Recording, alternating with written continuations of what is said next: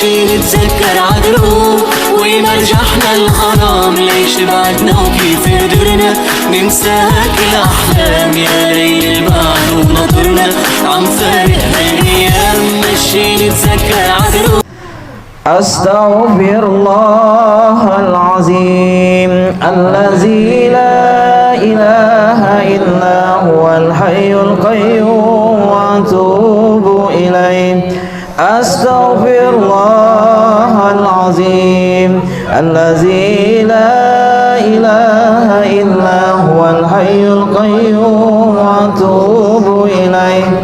أستغفر الله العظيم الذي لا إله إلا هو الحي القيوم وأتوب إليه.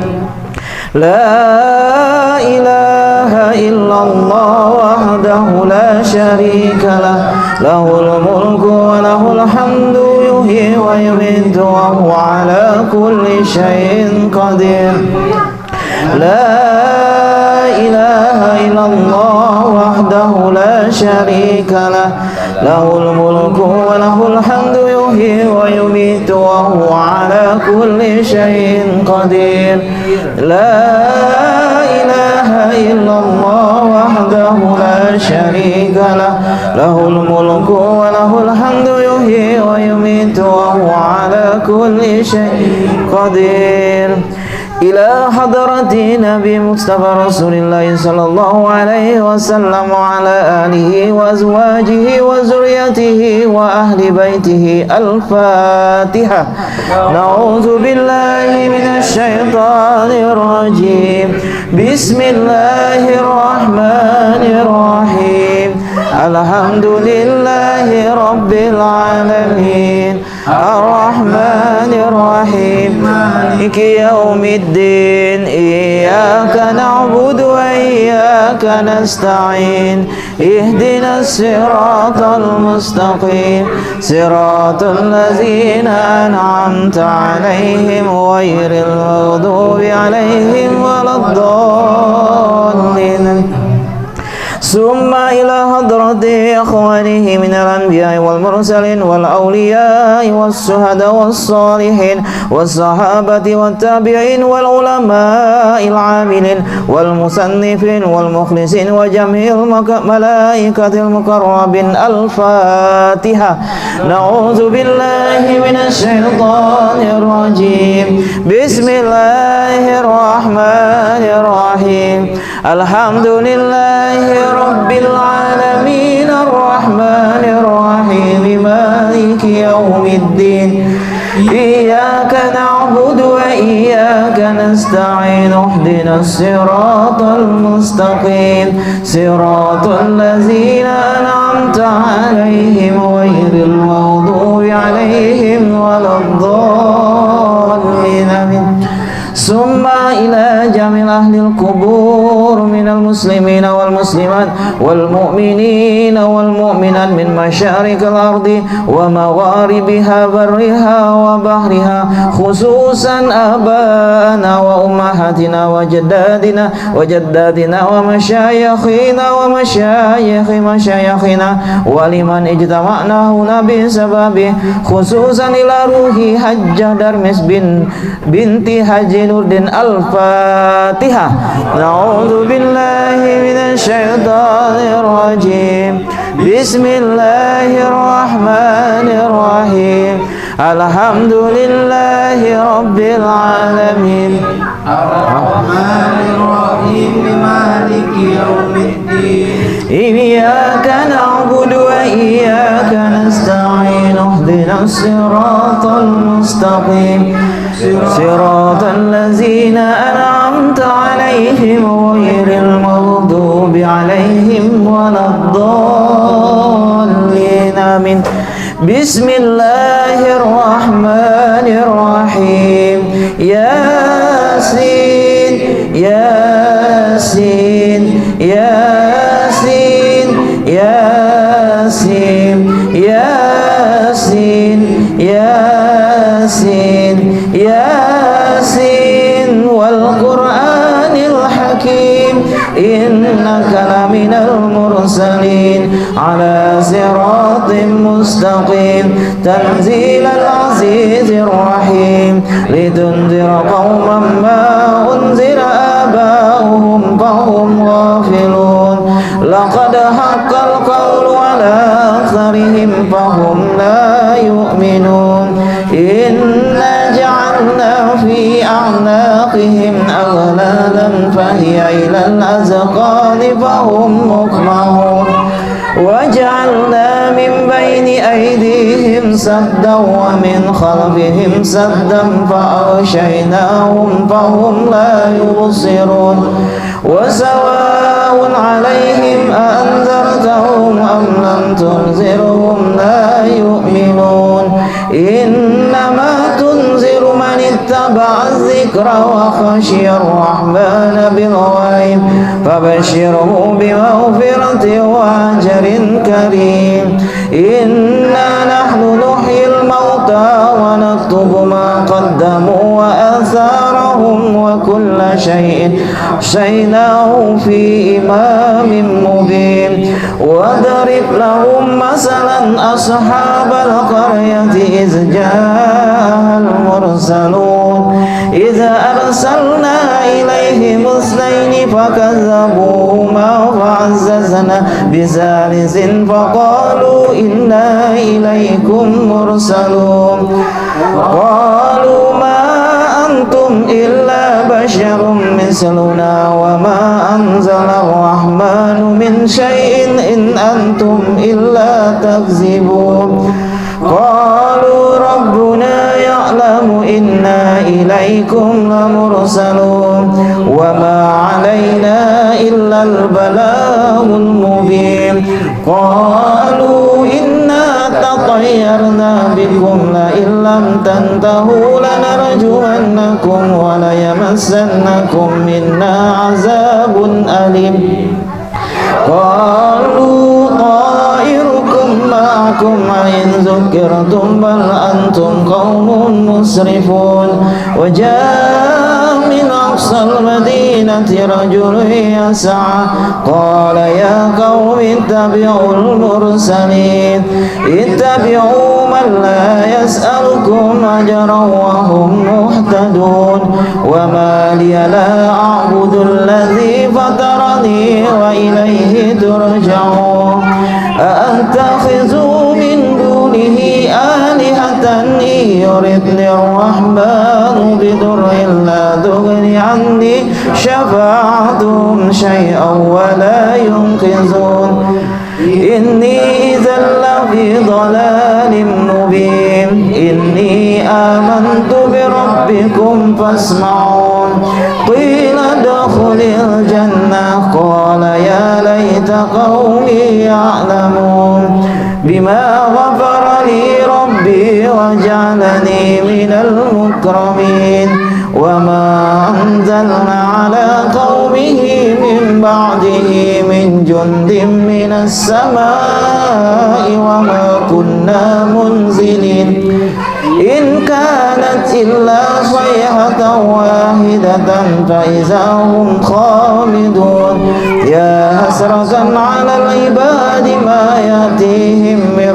رسول إلا كانوا به يستهزئون ألم يروا كم أهلكنا قبلهم من القرون أنهم إليهم لا يرجعون وإن كل لما جميع لدينا محضرون وآية لهم الأرض الميتة أحييناها وأخرجنا منها حبا فمنه يأكلون وجعلنا فيها جنات من نخيل وأعناب وفجرنا فيها من العيون ليأكلوا من ثمره وما عملته أيديهم أفلا يشكرون سبحان الذي خلق الأزواج كلها مما تنبت الأرض ومن أنفسهم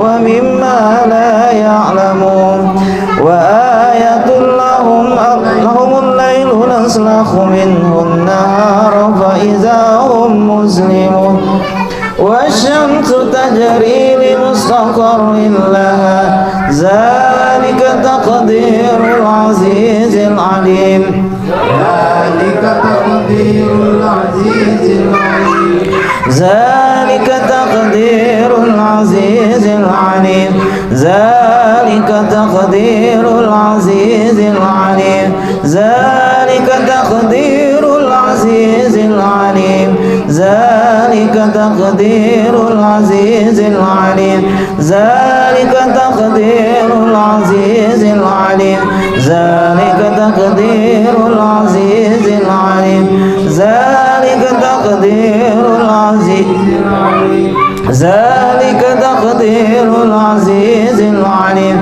ذلك تقدير العزيز العليم ذلك تقدير العزيز العليم ذلك تقدير العزيز العليم ذلك تقدير العزيز العليم والقمر قدرناه منازل حتى عاد كالعرجون القديم لا الشمس ينبغي لها أن تدرك القمر ولا الليل سابق النهار وكل في فلك يسبحون وآية لهم أنا حملنا ذريتهم في الفلك المشحون وخلقنا لهم من مثله ما يركبون وإن نشأ نغرقهم فلا صريخ لهم ولا هم ينقذون إلا رحمة منا ومتاعا إلى حين وإذا قيل لهم اتقوا ما بين أيديكم وما خلفكم لعلكم ترحمون وما تأتيهم من آيات ربهم إلا كانوا عنها معرضين وإذا قيل لهم أنفقوا مما رزقكم الله قال الذين كفروا للذين آمنوا ونطعم من لو يشاء الله أطعمه إن أنتم إلا في ضلال مبين ويقولون متى هذا الوعد إن كنتم صادقين ما ينظرون إلا صيحة واحدة تأخذهم وهم يخصمون فلا يستطيعون توصية ولا إلى أهلهم يرجعون ونفخ في الصور فإذا هم من الأجداث إلى ربهم ينسلون قالوا يا ويلنا من بعثنا من مرقدنا هذا ما وعد الرحمن وصدق المرسلون إن كانت إلا صيحة واحدة فإذا هم جميع لدينا محضرون فاليوم لا تظلم نفس شيئا ولا تجزون إلا ما كنتم تعملون إن أصحاب الجنات اليوم في شغل فاكهون هم وأزواجهم في ظلال على الأرائك متكئون لهم فيها فاكهة ولهم ما يدعون سلام قولا من رب رحيم سلام قولا من رب رحيم سلام قولا من رب رحيم سلام قولا من رب رحيم سلام قولا من رب رحيم سلام قولا من رب رحيم سلام قولا من رب رحيم سلام قولا من رب رحيم سلام قولا من رب رحيم سلام قولا من رب رحيم سلام قولا من رب رحيم سلام قولا من رب رحيم سلام قولا من رب رحيم سلام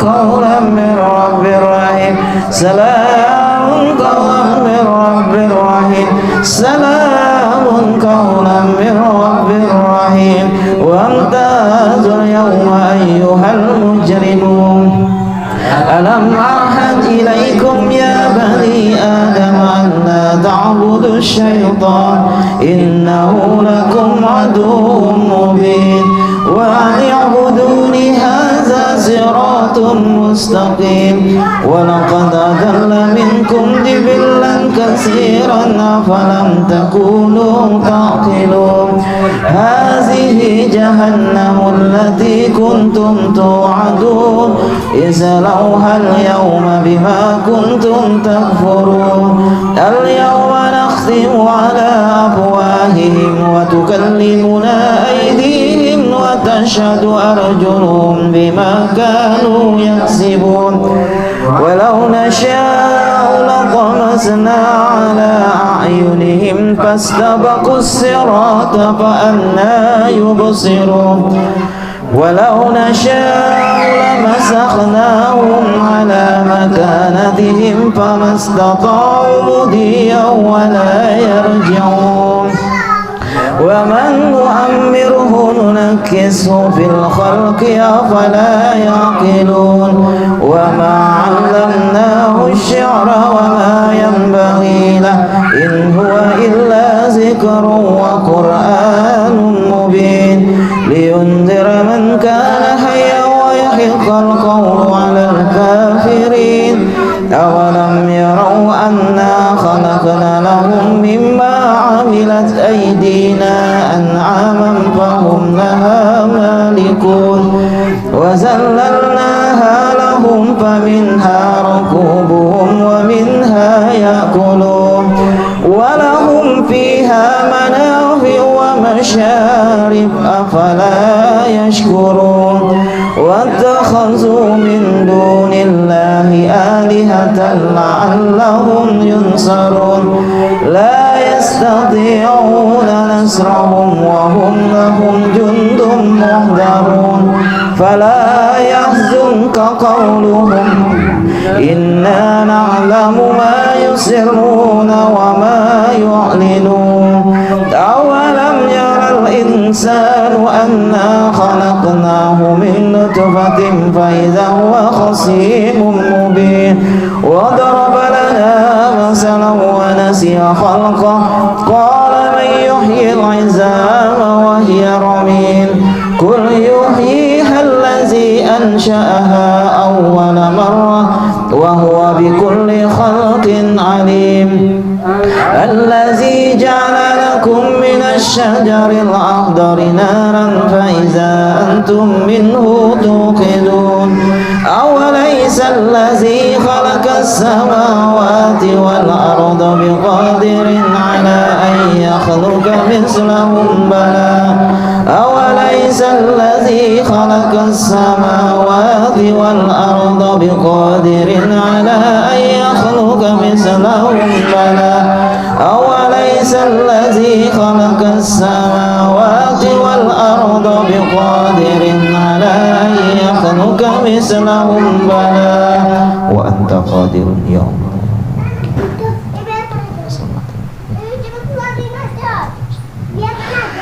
أوليس الذي خلق السماوات والأرض بقادر على أن يخلق مثلهم بلى وهو الخلاق العليم إنما أمره إذا أراد شيئا أن يقول له كن فيكون فسبحان الذي بيده ملكوت كل شيء وإليه ترجعون صدق الله العظيم بسم الله الرحمن الرحيم قل هو الله أحد الله الصمد لم يلد ولم يولد ولم يكن له كفوا أحد بسم الله الرحمن الرحيم قل هو الله أحد الله الصمد لم يلد ولم يولد ولم يكن له كفوا أحد بسم الله الرحمن الرحيم قل هو الله أحد الصمد لم يلد ولم يولد ولم يكن له كفوا أحد لا إله إلا الله والله أكبر بسم الله الرحمن الرحيم قل أعوذ برب الفلق من شر ما خلق ومن شر غاسق إذا وقب ومن شر النفاثات في العقد ومن شر حاسد إذا حسد لا إله إلا الله والله أكبر بسم الله الرحمن الرحيم قل أعوذ برب الناس ملك الناس إله الناس من شر الوسواس الخناس الذي يوسوس في صدور الناس من الجنة والناس لا إله إلا الله والله أكبر بسم الله الرحمن الرحيم الحمد لله رب العالمين الرحمن الرحيم مالك يوم الدين إياك نعبد وإياك نستعين اهدنا الصراط المستقيم صراط الذين أنعمت عليهم غير المغضوب عليهم ولا الضالين وإلهكم إله واحد لا إله إلا هو الرحمن الرحيم الله لا إله إلا هو الحي القيوم لا تأخذه سنة ولا نوم له ما في السماوات وما في الأرض من ذا الذي يشفع عنده إلا بإذنه يعلم ما بين أيديهم وما خلفهم ولا يحيطون بشيء من علمه إلا بما شاء وسع كرسيه السماوات والأرض ولا يعوده حفظهما وهو العلي العظيم آمن الرسول بما أنزل إليه من ربه والمؤمنون كل آمن بالله وملائكته وكتبه ورسله لا نفرق بين أحد من رسله وقالوا سمعنا وأطعنا غفرانك ربنا وإليك المصير لا يكلف الله نفسا إلا وسعها لها ما كسبت وعليها ما اكتسبت ربنا لا تؤاخذنا إن نسينا أو أخطأنا ربنا ولا تحمل علينا إسرا كما حملته على الذين من قبلنا ربنا ولا تحملنا ما لا طاقة لنا به واعف عنا واغفر لنا وارحمنا أنت مولانا فانصرنا على القوم الكافرين ارحمنا يا أرحم الراحمين ارحمنا يا أرحم الراحمين ارحمنا يا أرحم الراحمين رحمة الله وبركاته عليكم على البيت إنه حميد مجيد اللهم صل وسلم على سيدنا محمد اللهم صل أفضل الصلاة على سيد مخلوقاتك نور الهدى سيدنا محمد وعلى آله وصحبه وسلم عدد معلوماتك ومدد كلماتك كلما ذكرك الذاكرون وغفر عن ذكرك الغافلون اللهم صل أفضل الصلاة على سيد مخلوقاتك شمس الضحى سيدنا محمد وعلى آله وصحبه وسلم عدد معلوماتك ومدد كلماتك كلما ذكرك الذاكرون وغفل عن ذكرك الغافلون اللهم صل أفضل الصلاة على سعد مخلوقاتك بدر الدجى سيدنا محمد وعلى آله وصحبه وسلم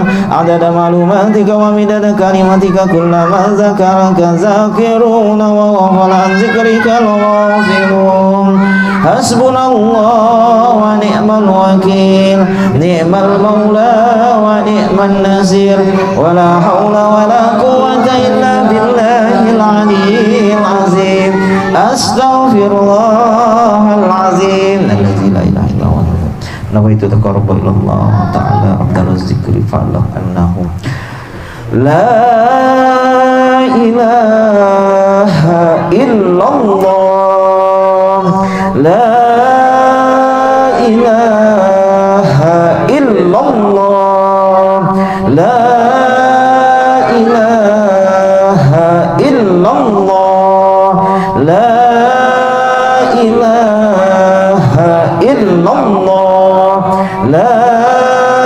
ilaha illallah la ilaha illallah la ilaha illallah la ilaha illallah la ilaha illallah la ilaha illallah la ilaha illallah Muhammadur Rasulullah. Allahumma salli ala sayyidina Muhammad, Allahumma salli alaihi wa sallim. Allahumma salli ala sayyidina Muhammad, Allahumma salli alaihi wa sallim. Allahumma salli ala sayyidina Muhammad, ya Rabbi salli alaihi wa sallim. Allahumma salli ala sayyidina Muhammad, ya Rabbi salli alaihi wa sallim. Subhanallah wa bihamdihi, subhanallah wa bihamdihi, subhanallah wa bihamdihi, subhanallah wa bihamdihi, subhanallah wa bihamdihi, subhanallah wa bihamdihi, subhanallah wa bihamdihi, subhanallahil azim. Allahumma salli ala habibika sayyidina Muhammad wa ala alihi wa sahbihi wa sallim. Allahumma salli ala habibika sayyidina Muhammad wa ala alihi wa sahbihi wa sallim. Allahumma salli ala habibika sayyidina Muhammad wa ala alihi wa sahbihi wa sallim ajma'in. Al-Fatihah. A'udzu billahi minasy syaithanir rajim. Bismillahirrahmanirrahim. Alhamdulillahi rabbil alamin. Ar-Rahmanir Rahim.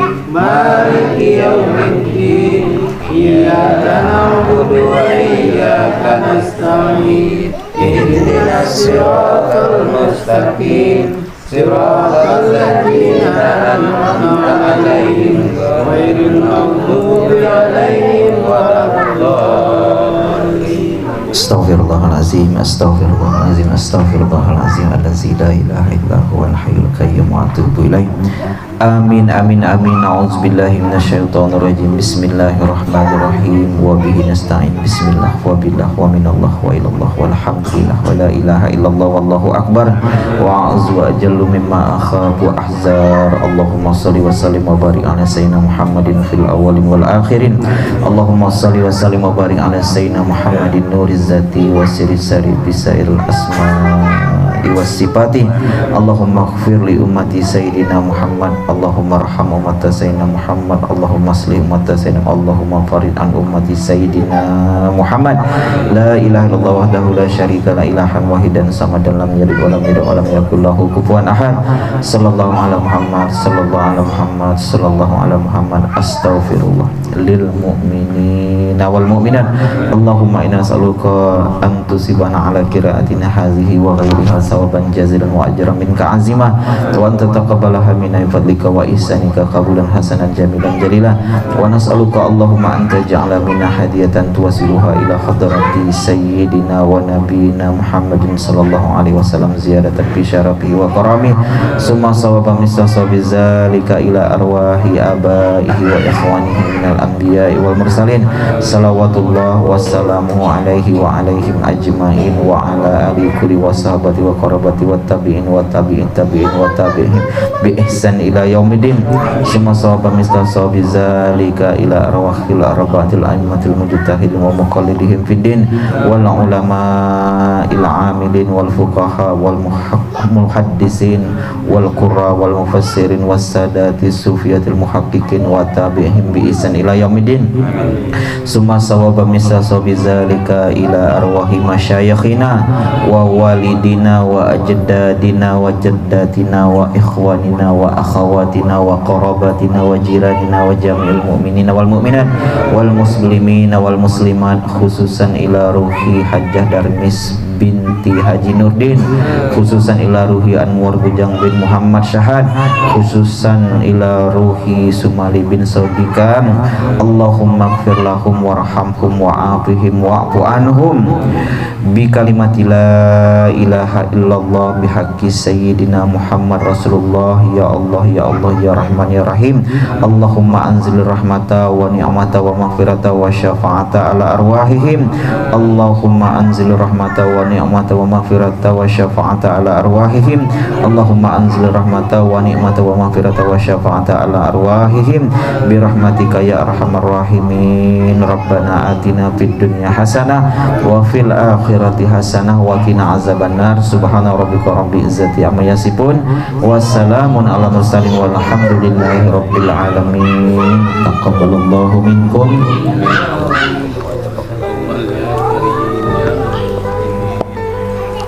Bismillahirrahmanirrahim. Assalamualaikum warahmatullahi wabarakatuh. Waalaikumsalam warahmatullahi. Alhamdulillahirabbil alamin. Allahumma shalli ala sayyidina Muhammad wa ala ali sayyidina Muhammad. Allahumma shalli wa sallim wa barik ala sayyidina Muhammadin nuriz zati wa sirisari bisairil asma'i was sifati. Bapak-bapak, ibu-ibu yang dimuliakan oleh Allah Subhanahu wa taala, mudah-mudahan berkah kita membaca Yasin Fadilat ini, maka mudah-mudahan seluruh hajat kita dikabulkan oleh Allah Subhanahu wa taala. Hajat dunia wabil khusus adalah hajat kita di akhirat. Mudah-mudahan kita semua ini diberikan keselamatan di dunia dan juga diberikan keselamatan di akhirat dan dimatikan oleh Allah dalam keadaan iman yang sempurna sehingga ruh kita itu sampai kepada Allah Subhanahu wa taala selagi masih hidup sampai nanti kita mati. Amin ya rabbal alamin. Bapak Ibu yang saya muliakan, tentu di majelis ini saya tidak bosan-bosannya ingin menasihati diri sendiri dan juga kepada seluruhnya bahwa setiap hari dalam hidup kita jangan sampai kita lupa untuk menyempurnakan syukur kita, yaitu syukur qalbi, syukur qauli dan syukur fi'li. Dalam hati, ujung lidah dan perbuatan itu mesti harus seirama. Kemudian Bapak Ibu, jangan sampai kita terlupa untuk banyak beristighfar 100 kali, jangan sampai jangan sampai kurang. Kemudian salawat kepada Rasulullah jangan sedikit, yaitu sedikit-dikitnya, sekurang-kurangnya yaitu 1000. Jangan sampai kita kurang bersalawat kepada Rasulullah Sallallahu Alaihi Wasallam. Sudah banyak disebutkan fadilatnya oleh para ulama. Orang yang banyak bersalawat itu yaitu membuka pintu ma'rifat dan juga membuat kita itu menjadi tersambung kepada Rasulullah, dan tersambung kepada Rasulullah itu sebenarnya pintu untuk sampai kepada Allah Subhanahu wa taala. Bapak Ibu yang saya muliakan, malam hari ini insya Allah kita akan melanjutkan kitab putih kita, yaitu Hanya Jauhari yang Mengenal Manikam, yaitu menyambung berkenaan dengan haji. Nah Bapak Ibu, sebelum pengajian tentang haji ini, marilah kembali kita mengingat salah satu hadis Rasulullah yang dituliskan dalam kitab putih ini, yaitu di awal-awal kitab ini. An Abi Hurairah rafa'ahu ila Nabi sallallahu alaihi wasallam qala innallaha la yanzuru ila suwarikum wa amwalikum walakin yanzuru ila qulubikum wa a'malikum. Jadi Rasulullah SAW bersabda, sesungguhnya kata Rasulullah, Allah itu tidak memandang kepada bentuk rupamu dan juga hartamu, walakin yanzuru ila qulubikum, tetapi Allah itu melihat kepada kalbu kamu, wa a'malikum, amal perbuatan kalbu tersebut atau amal perbuatan ruh tersebut. Bapak Ibu yang saya muliakan, ketika Rasulullah SAW mengatakan innallaha la yanzuru ila suwarikum wa amwalikum walakin yanzuru ila qulubikum wa a'malikum, sebenarnya hadis ini ingin mengatakan kepada kita bahwa kulit itu penting, tetapi isi itu jauh lebih penting. Dalam kajian kita ini, syariat itu penting, tapi hakikat itu jauh lebih penting. Maka itu Bapak Ibu, syariat dengan hakikat itu ketika diseiramakan, inilah sebenarnya ajaran yang disampaikan oleh Rasulullah. Inilah ajaran yang diajarkan oleh Rasulullah, bukan dipisah-pisah Bapak Ibu. Bapak Ibu, saya mendengar satu pengajian luar biasa Bapak Ibu di internet, yaitu Kiai Haji Mukhlasun Rosyid namanya. Ada jamaahnya bertanya kepada dia, ingin memastikan, kata dia, Pak Kiai, Gus, betul tidak yang diajarkan Gus ini sebagaimana yang diajarkan Rasulullah? Karena yang diajarkan dia tidak berbeda sama sekali dengan yang di pengajian kita. Apa kata beliau? Karena dia orang sudah kasab. Kata beliau, nanti saya ajarkan kepada Bapak cara untuk berjumpa dengan Rasulullah dalam mimpi. Seandainya Bapak berjumpa dengan Allah dalam mimpi, tanya dengan Rasulullah, kira-kira yang Gus Mukhlasun ajarkan ini katanya bertentangan tidak dengan Rasulullah atau yang tidak diajarkan oleh Rasulullah. Kalau Rasulullah bilang, oh itu pandai-pandai Gus Mukhlasun saja itu katanya, maka kata dia, taruhannya pengajian saya ini saya tutup dan seluruh pesantren saya tutup. 4 orang Pak, 4 orang sudah berjumpa bermimpi dengan Rasulullah, mengatakan itulah yang Rasulullah SAW ajarkan kepada para sahabatnya. Mendengar itu Pak, saya semakin yakin bahwa sebenarnya ilmu inilah yang ratusan tahun ditutup orang. Ilmu inilah yang begitu lama sekali tidak orang pakai, yaitu ketika antara syariat dengan hakikat itu mereka kawinkan. Sebab di zaman sekarang orang banyak memisahkan antara syariat dengan hakikat. Maka itu Bapak Ibu, di kitab kita yang putih ini, ketika Rasulullah SAW mengatakan innallaha la yanzuru ila suwarikum wa amwalikum walakin yanzuru ila qulubikum wa a'malikum, sebenarnya makna yang tersembunyi itu Rasulullah itu ingin mengatakan bahwa kulit itu penting, tetapi isi itu jauh lebih penting. Syariat itu penting, tetapi hakikat itu jauh lebih penting. Syariat itu baru dia sempurna ketika ada hakikat.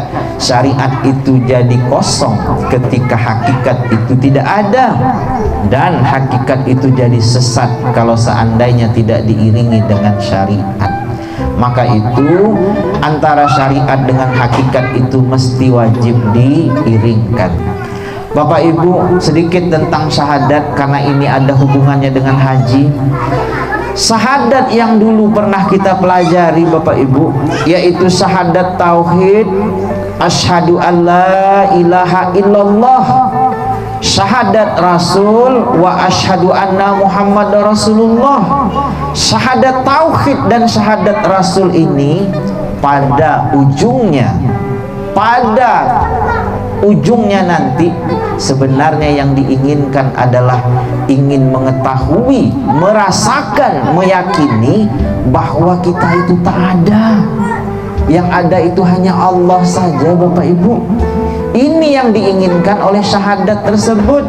Sehingga ketika Bapak Ibu duduk di kedudukan hakikat, asyhadu an la ilaha illallah, aku bersaksi tiada nyata hanya Allah, wa asyhadu anna Muhammadar Rasulullah, aku bersaksi bahwa Nabi Muhammad itu utusan Allah.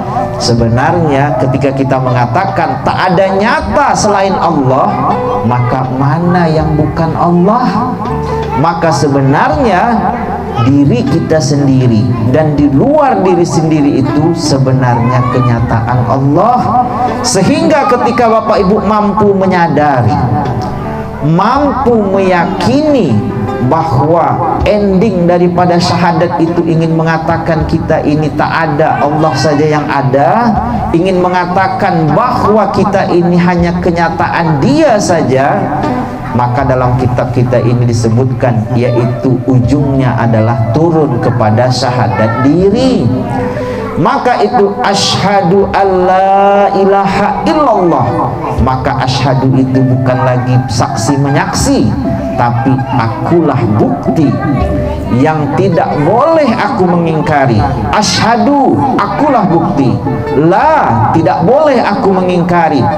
Ilaha, bahwa kenyataan diriku ini illa, tidak lain dan tidak bukan Allah, yaitu kenyataan Allah. Selagi Bapak Ibu tidak mampu menyadari, tidak mampu meyakini bahwa kita ini adalah kenyataan dirinya, yaitu akulah bukti yang tidak boleh aku mengingkari bahwa kenyataan diriku ini adalah kenyataan Allah, maka Bapak Ibu belum mampu duduk di kedudukan hamba yang sesungguhnya. Kalau hamba di syariat sudah, itu pengakuan manusia, Bapak Ibu. Ada orang masuk Islam, 1000 orang yang hadir selepas salat Jumat menyaksikan dia bersyahadat. Apakah dia sudah berislam? Betul, dia sudah berislam, tapi kedudukannya syariat. Yaitu apa? Kedudukannya masih di 1000 mata manusia, tapi di mata Allah belum tentu. Sampai nanti dia mampu merasakan, mampu menyadari, mampu meyakini, asyhadu, akulah bukti, la, yang tidak boleh aku mengingkari, ilaha, bahwa kenyataan diriku ini illa, tiada lain dan tidak bukan adalah kenyataan Allah. Ketika itu mampu kita sadari, barulah kita duduk di kedudukan hamba Allah yang sesungguhnya, yang Allah itu ridho dengan kita, kita pun ridho dengan Allah. Kenapa? Karena saat itu bukan lagi jasad kita yang berlaku, karena saat itu yang berlaku itu adalah ruh kita. Bapak Ibu, ada seorang pemuda ingin masuk ke rumah orang kaya. Lalu rumah orang kaya ini serba ada, semuanya ada, makanan ada, kebunnya besar dalam rumahnya tersebut, rumahnya besar, semuanya ada di dalam rumahnya. Apa mungkin pemuda itu masuk di situ diterima kalau seandainya dia belum jadi hamba si tuan kaya?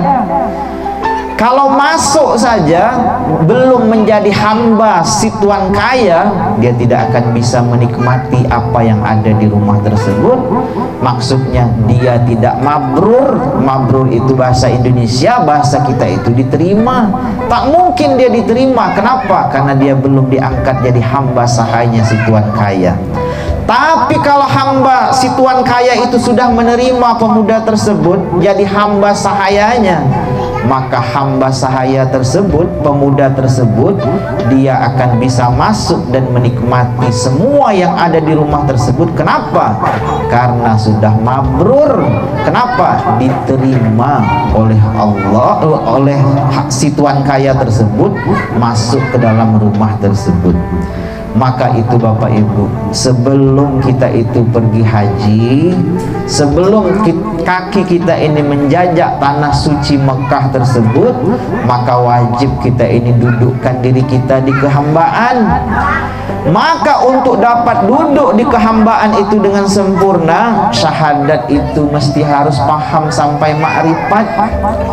Maka saya sering sebutkan Bapak Ibu, hamba Allah di tingkatan syariat itu penyembahan, hamba Allah di tingkatan torikat itu pengabdian, hamba Allah di tingkatan hakikat itu penyadaran diri, hamba Allah di tingkatan makrifat itu pengakuan, tapi bukan pengakuan jasad, tapi pengakuan ruh.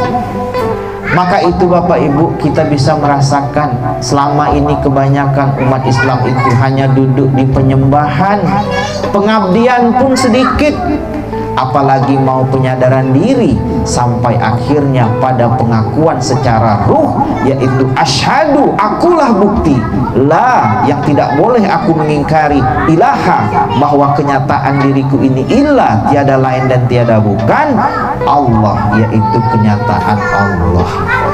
Bapak Ibu, saya sering menyebutkan kepada Bapak Ibu, ada orang masuk ke dalam rumah orang kaya, lalu keluar tidak bawa apa-apa, maka dia tidak akan dituntut, dia tidak akan dihukum. Kenapa? Karena tidak mencuri. Tapi kalau dia masuk ke rumah orang kaya, ngelihat dalamnya tuh ada jam tangan harga 50 juta, emasnya berserak, duitnya berserak, masuk ke dalam kantong jam tangan emas. Sekali keluar mau dijual, ditangkap. Kenapa? Karena mencuri, akhirnya dihukum. Sadar tidak Bapak Ibu, kita datang ke dunia ini kosong, maka baliknya nanti wajib kosong. Kita datang ke dunia ini dulu tidak bawa apa-apa, baliknya juga wajib tidak bawa apa-apa. Kalau bawa apa-apa, mencuri harta Tuhan, maka Bapak Ibu kita akan diperhitungkan, akan dihukum oleh Allah. Apa harta Tuhan tersebut? Kudrat, iradat, ilmu, hayat, sama, basar, kalam. Nah, yang ini nanti di pengajian malam minggu kita akan bahas Bapak Ibu. Kenapa? Karena kebetulan di kitab kita yang merah malam minggu itu pas saya lihat pembahasannya tentang hamba Allah di kedudukan jasad dan ruh. Nah, ini materi yang sangat penting sekali dalam kitab kita itu Bapak Ibu, yaitu hamba Allah di kedudukan jasad dan ruh Bapak Ibu. Maka itu Bapak Ibu, sebelum kita berangkat ke tanah suci Mekah itu wajib kita duduk di kedudukan hamba, sebenar-benar hamba tersebut Bapak Ibu. Dan nanti Bapak Ibu insya Allah rukun Islam, rukun haji tersebut akan kita bahas lebih dalam Bapak Ibu, dan nanti bisa Bapak Ibu seling-seling baca kitab kita ini, yaitu rukun haji dan umrah itu nanti wajib dia dimasuki dengan hakikatnya. Kenapa? Karena mulai dari ihram sampai nanti tahallul itu semua sebenarnya isyarat. Isyarat apa? Isyarat supaya kita itu melakukan yang hakikat. Coba bayangkan Bapak Ibu, dulu kita, waktu kita kecil, ketika mendengar orang melempar jumrah, kata dia apa? Melempar setan. Yang dilempar itu pohon setan, supaya kata dia setan itu kena, kata dia. Mana mungkin kita mau melempar setan dengan batu kerikil, sementara setannya dalam diri kita. Maka itu cara melemparnya macam mana? Cara melemparnya juga dengan kerikil, tapi kerikilnya kerikil batin. Mana dia? Kudrat, iradat, ilmu, hayat, sama, basar, kalam. Melemparnya di 3 tempat, yaitu sirik khafi, sirik jali, khafi, dan khafijul khafi. Maka Bapak Ibu, yang hakikat sama sekali tidak boleh dipisah. Kenapa? Karena yang syariat yang kita lakukan itu baru sempurna ketika yang hakikat itu kita buat dan kita pahami. Mungkin Bapak Ibu inilah yang dapat kita sampaikan pada malam hari ini. Saya kebetulan gusi saya bengkak maka apa namanya itu agak sakit dia. Baik Bapak Ibu, mudah-mudahan ada manfaatnya dan insya Allah di yasinan kita akan datang, maka rukun haji itu kita akan bahas berkenaan dengan syariat dan hakikatnya. Terima kasih banyak Bapak Ibu, mudah-mudahan ada manfaatnya. Saya kembalikan kepada Ustadz Nopian. Terima kasih banyak. Assalamualaikum warahmatullahi wabarakatuh. Wabarakatuh. Baik Bapak Ibu yang berbahagia, yang tadi sedikit ujangan dari Ustaz kita yang sebelumnya telah sama-sama kita melaksanakan bacaan Yasin Fadilat, lalu ditutup dengan doa, kemudian sedikit ceramah agama yang kita putih, dan terakhir mungkin ada sedikit dari dua majelis kita ada yang mau sampaikan Pak Ketua. Letak lo ketuanya lihat kamu. Baiklah Bapak Ibu yang berbahagia, sama-sama kita lihat di hadapan kita bersama telah disediakan oleh tuan rumah sedikit makanan ringan, makanan malam ini kayaknya nih. Maka dari itu pada Bapak dan Ibu dipersilakan untuk mencicipinya. Mencicipi saja Bu, jangan dihabiskan. Boleh bawa balik. Mohon maaf dari saya. Wabillahi taufik wal hidayah. Wassalamualaikum warahmatullahi wabarakatuh. Waalaikumsalam. Oh ya, silakan Bu Bendahara.